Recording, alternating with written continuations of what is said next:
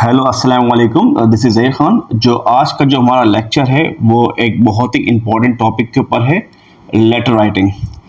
और letter writing आपको कभी ना कभी लिखना पड़ती है जब आप कोई भी कॉलेज में किसी को रिक्वेस्ट करते हैं या एडमिशन के लिए जाते हैं या कोई भी काम करने के लिए आपको कहीं ना कहीं और कभी ना कभी आपको लेटर लिखना ही पड़ता है।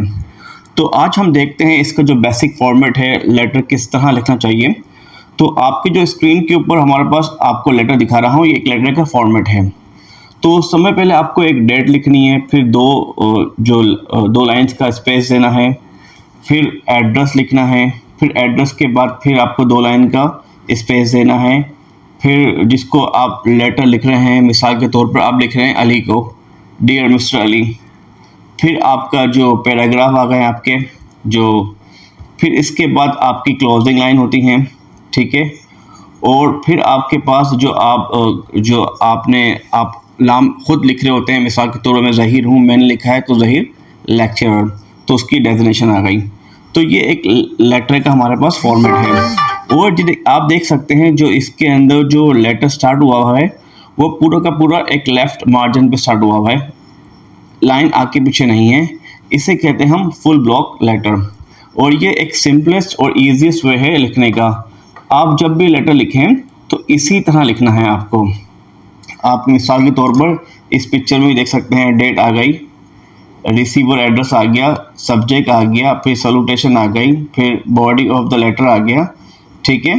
फिर हमारे पास कॉम्प्लीमेंट्री, फिर आपका जो आपने साइन ऑफ कर दिया लेटर को, फिर आपकी डेजिग्नेशन आ गई। तो अब हम लेटर के बारे में बात करते हैं, डेट आपको किस तरह लिखनी है। अब देखें बेटा, जो डेट आपको जहाँ पे इस पिक्चर में दली हुई थी डेट, तो आपको ये डेट आपको लिखनी है, the line is flush to the left, ये लेफ़्ट साइड पे आएगी सब चीज़ें, क्योंकि हम एक फुल ब्लॉक लिख रहे हैं तो everything will start from the left side. तो आप डेट लिखते हुए इसको एब्रीवेशन लिखें, ठीक है। फेब, जैन, ऐसा नहीं लिखें ताकि वो जैन से जान समझे। तो आपको क्या करना है, keep it short and simple. आपको एब्रीवेट नहीं करना है, एब्रीवेशन नहीं लिखना है। 10 दिसंबर 2015, 2020, तो ये आपको इस तरह डेट लिखनी है। और इसके बाद जो आपका एक रेसिपिएंट नेम और एड्रेस, रेसिपिएंट उसे कहते हैं जो आपका लेटर रिसीव करता है। तो डेट के नीचे आपको उसको लिखना है जो आपका लेटर आपको जो रिसीव कर रहा होता है। अब हम एक ऑफिशियल जो हम लिखते हैं, अब हमने डेट लिखी, फिर हम लेटर जिसको दे रहे हैं उसका नाम आता है, उसकी डेजिग्नेशन आती है। मिसाल के तौर पर अगर हम लिख रहे हैं डेट, हमने डेट के नीचे आपका एड्रेस, मिसाल के तौर पर हम below the that is the address of the addresses place at the left margin, the address block should include the name of the person. अगर जो एड्रेस में उसका नाम लिखें, अगर उसका नाम पता है आपको तो नाम लिखें, अगर उसकी पोजीशन पता है, वो मैनेजर है या प्रिंसिपल है या मैनेजर है या आईटी मैनेजर है या कोई भी और, या लेक्चरर है या रजिस्ट्रार है, आप उसकी आप पोजीशन लिखेंगे, ठीक है। द इंडिविजुअल पोजीशन और डिपार्टमेंट इफ़ एनी, अगर उसकी कोई पोजीशन है, जाहिर बात है डिपार्टमेंट है तो उसका डिपार्टमेंट भी लिख देंगे। The name of the business, उसका जो बिजनेस का नाम है वो भी लिख दें, ठीक है। और वो जहाँ कहाँ पर है, वो मिसाल के तौर पर अगर वो नॉर्थ कराची में है, अगर वो कोरंगी के अंदर है तो कोरंगी लिखें, फिर कौम तल के कराची लिख दें, कराची के अंदर। तो इसी तरह आपको लिखना है। अब मिसाल के तौर पर आप लिख रहे हैं एड्रेस, अब उसका नाम क्या है, हीरा आसिफ, तो उसका नाम आ गया है। उसकी पोजीशन क्या है, वहाँ पे उसकी डेजिग्नेशन क्या है, लेक्चरर। तो वो कहाँ काम करता है, उसकी इंस्टीट्यूशन कौन सा है, एनईडी यूनिवर्सिटी मिसाल के तौर पर। वो कहाँ पर, रोड कहाँ पर है, ठीक है, मैन यूनिवर्सिटी रोड, ठीक है। और पोस्टल कोड कराची कहाँ पर है, वो सिंध के अंदर, ठीक है। तो इस तरह आपको एड्रेस लिखना है, ठीक है। तो आप ऐसा भी कर सकते हैं, गुलशन कराची, आपको ना चाहें तो आप सिंध प्रोविंस ना लिखें, कोई मसला नहीं है। तो ये एक तरीक़ाकार है एड्रेस लिखने का। और उसके पास जो आपकी होती है ग्रेडिंग एंड सैल्यूटेशन, अब जो ग्रेडिंग्स होती है, dear madam, dear sir, respected madam, respected sir, जो हम लिखते हैं, always use the surname of the individual. अगर आपको नाम पता है तो उसका नाम ज़रूर लिखें। अगर मिसाल के तौर पर मैं लिख रहा हूँ डियर मुश्तबा, डियर असलम, तो उसका नाम जानता हूँ मैं, ठीक है। तो अगर वो मैरिड है तो लिखेंगे डियर मिसेस हीरा, डियर मिसेस किरण इमरान। अगर वो मैरिड नहीं है तो लिखेंगे डियर मिस आसिफ, ठीक है। अगर वो मैरिड नहीं है तो आप उसका नाम लेंगे डियर मिस किरण, डियर मिस शबनम, ठीक है। तो आपने ये लिख दिया है। इसके बाद अगर आप नहीं जानते वो मैरिड है या अनमैरिड है तो उसमें क्या लिखते हैं हम, एम एस, ठीक है, यानी मिस। अगर आपको कंफर्म नहीं है कि भाई वो मैरिड भी हो सकती है, नहीं मैरिड। अगर मैरिड हो तो आपने लिख दिया कि भाई ठीक है मिस, तो शायद वो बुरा मान जाए। अगर वो मैरिड नहीं है, अगर आपने मिसेस लिख दिया तो बहुत ही बड़ा मसला हो जाएगा। तो इससे बचने के लिए आप लगा सकते हैं एम एस, मिस, ठीक है। और फिर आप टाइटल भी दे सकते हैं। अगर वो डॉक्टर है, ठीक है, अगर इमरान डॉक्टर है, अगर ये आसिफ डॉक्टर है, डियर डॉक्टर आसिफ, ठीक है। अगर आप उसको नहीं जानते हैं कि आप पर्सनली कि उसका नाम नहीं पता है तो एक बेहतरीन तरीका है डियर सर, डियर मैडम, आप इस तरह लिखें। और हम ये भी लिखते हैं सैल्यूटेशन में, to whom it may concern, ठीक है। You don't know the name of the person, it does not matter if the person or institute receive it। अगर आपको पता नहीं होता भाई ये लेटर कहाँ जाएगा और ये कौन रिसीव करेगा, ठीक है, तो उसमें लिखते हैं to whom it may concern। और ज़्यादातर जो हमारे जो एक्सपीरियंस सर्टिफिकेट होता है और जो भी करेक्टर सर्टिफिकेट होता है उसके ऊपर ये लिखा होता है to whom it may concern। तो जाहिर बात है जब किसी को भी देते हैं तो आपको मसला नहीं होता कि आप कई कई जगह पे ये एक्सपीरियंस सर्टिफिकेट मल्टीपल जगह पे देते हैं, तो उसमें आप लिखते हैं to whom it may concern। तो ये आपका ग्रेडिंग का तरीका है। तो आपको ये बात लाजमी याद रखनी है। अगर वो आपको लिखना है डियर, लोग समझते हैं कि भाई ये इनफॉर्मल है, डियर एक फॉर्मल है। आपने फॉर्मल लेटर में लिख सकते हैं जिसको आप पर्सनल जानते हैं उसके साथ भी, और जो आपका क्लोज बिजनेस होता है और कोई भी आप अपनी एक बिजनेस कम्युनिकेशन के अंदर ये डियर इस्तेमाल कर सकते हैं। ये इनफॉर्मल नहीं है। अगर हम अक्सर जो हमारे होते हैं जो इंडियन और पाकिस्तानी, वो हम बोल सकते हैं इज़्ज़त के अंदर डियर, ठीक है, रिस्पेक्टेड मैडम, रिस्पेक्टेड सर, तो हम लिख देते हैं। अगर आप डियर सर और डियर मैडम भी कहें तो इसमें कोई इशू नहीं है। इसके बाद हमारे पास है सब्जेक्ट। अब हमारे जो एक सैल्यूटेशन के बाद डियर मैडम, डियर सर के बाद हम लगाते हैं सब्जेक्ट लाइन। अब सब्जेक्ट लाइन बहुत इंपॉर्टेंट होती है, कहीं कहीं आप नहीं लिखते हैं, ज़्यादातर लेटर में आपको लिखनी पड़ती है। सब्जेक्ट लाइन होता है टॉपिक ऑफ द, आपका जो लेटर का जो टॉपिक होता है, ये किस हवाले से बात करेंगे, उसका क्या होता है आपका सब्जेक्ट।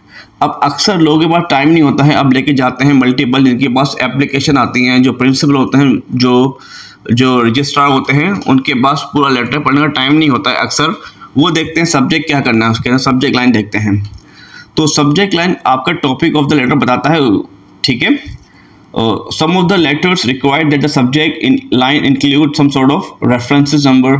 अब इसके अंदर कुछ रेफरेंसेस नंबर भी होते हैं, ठीक है। अगर लेटर आपको कोई प्रीवियसली आपने कभी दिया है इससे पहले भी, और कोई आपका मॉडल नेम है, कोई आपका कोई मसला है मोबाइल फ़ोन के अंदर, तो आपने उसका मॉडल नंबर भी लिख दिया है, ठीक है।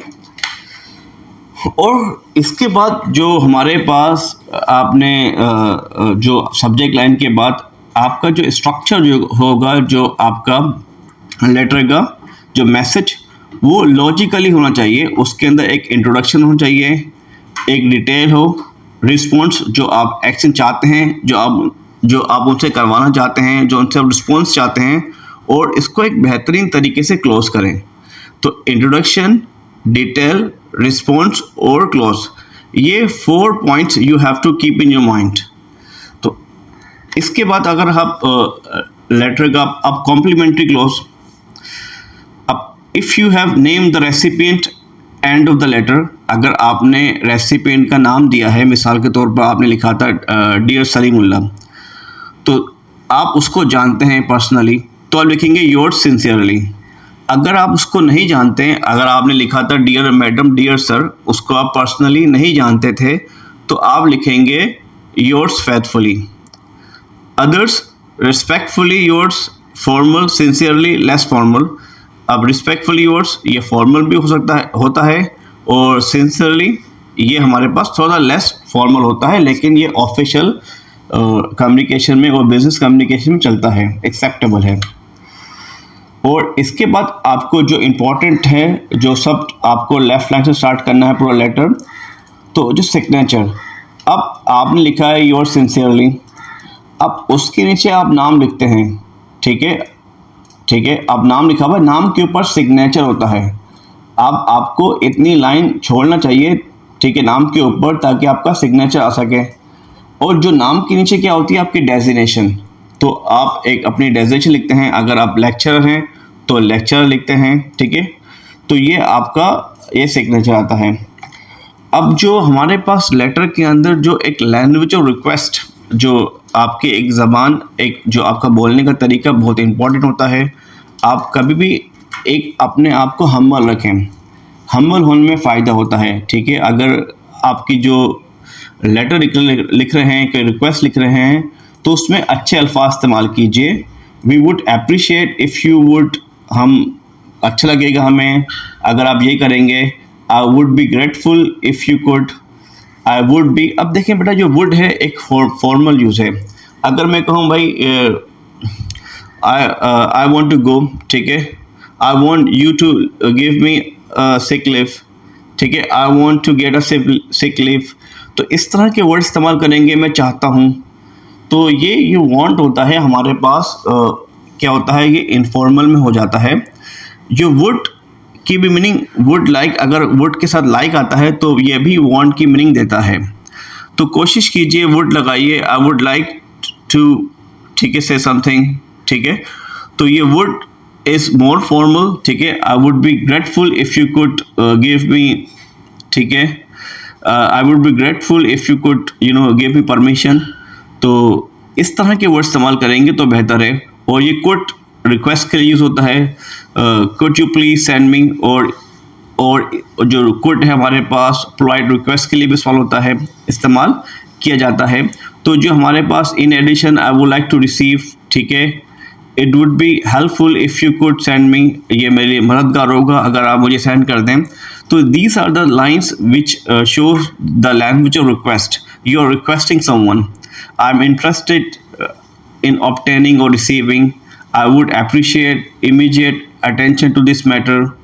Please let me know what action you propose to take. So these are the words of request. So आपका जो words की बड़ी अहमियत होती है, they play very important role.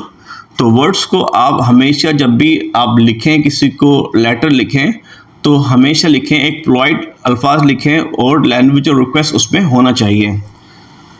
और इसके बाद जो हमारे पास जैसे बताया है कि मैंने, हमारा पैटर्न है, अब डियर जो हमारे पास हो गया, डियर मिस्टर मिसेस असलम जो भी है, और इसके पास द रीज़न। अब जो पहली लाइन होगी आपका रीज़न ऑफ राइटिंग, जो आप लेटर लिख रहे हैं, I am writing to request you your help for following change in my circumstances. तो आप जो चाहते हैं, आप इंट्रोडक्शन में लिख रहे हैं, जो पर्पस है आपका, ठीक है। फिर आपका क्या है, इसके बाद the nature of the problem और सर्कमस्टांसेस। फिर है the outcome you would like action, जो आप चाहते हैं उनसे वो करवाना। फिर जो आपका नेक्स्ट पैराग्राफ है, एन अपोलॉजी फॉर इनकन्वीनियंस, अगर कोई इनकन्वीनियंस है, फिर उसको लेटर ख़त्म कर दिया है, फिर उसका नाम आ गया है, फिर नाम के ऊपर सिग्नेचर आप डाल सकते हैं। तो ये एक तरीका है लेटर लिखने का, ठीक है। तो आपको ये बात याद रखनी है कि कुछ चीज़ें इसके अंदर इम्पॉर्टेंट हैं। तो जो मैंने बताई है आपको, जैसे आउटलाइन आप स्टार्ट करेंगे ग्रीडिंग से, आप रीज़न फॉर राइटिंग, आप जाहिर बात है आप जो लेटर लिख रहे हैं वो किस लिए लिख रहे हैं पता होना चाहिए। एक आपका मैसेज लॉजिकली क्लियर होना चाहिए। पैराग्राफ 1 आप डिफाइन कीजिए, ठीक है, द लगेज इज, जो आपके डिस्क्रिप्शन है, जो मसला है।